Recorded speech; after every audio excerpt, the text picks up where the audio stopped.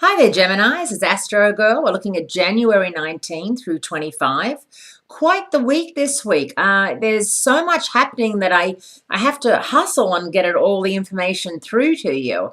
The major thing that's happening is in your ninth house of higher education, spirituality, long distance travel.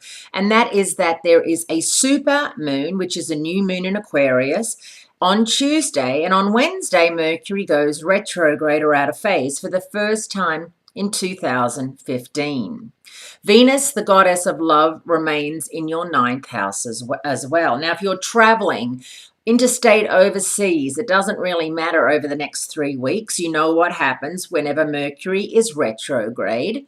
Murphy's law of whatever can go wrong will go wrong is in full effect, which means you get to the airport, you've forgotten your passport or your visa or your traveler's checks, or you realize halfway to the airport that you didn't lock your door or put the alarm on.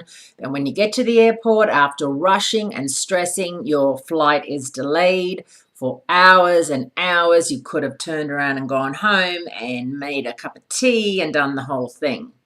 Mercury retrograde is a time for us to redo, revisit, rethink, reschedule, reiterate, and reboot. It's a time for us not to start anything new, and it really is important, Geminis, that you realize that this year in particular, the 3 Mercury retrogrades are in Aquarius, Gemini, and Libra, all air signs. So it's really important that you are very cautious and not pushing anything or anyone during this time. Now, that super new moon is a kind of exciting to call it a super moon. And it means that the moon comes very close to the earth.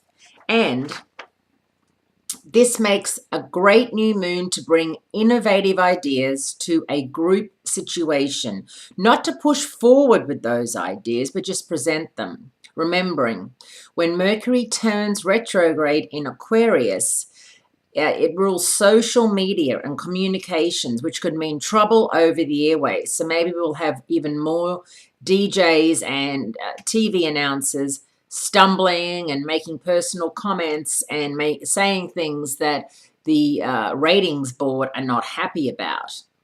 After you see what's been going on, you can figure out what you can do to make it better. Remain flexible, allow extra time for travel, and avoid signing contracts. And, that is the status quo for Mercury retrograde, even though the supermoon is going to be pushing you to do just the opposite. So it's a very indecisive time. You're an indecisive sign. So just if you feel like it's not the right thing to do, don't do it. Listen to that intuition. Have a great week, and I'll speak to you again next week.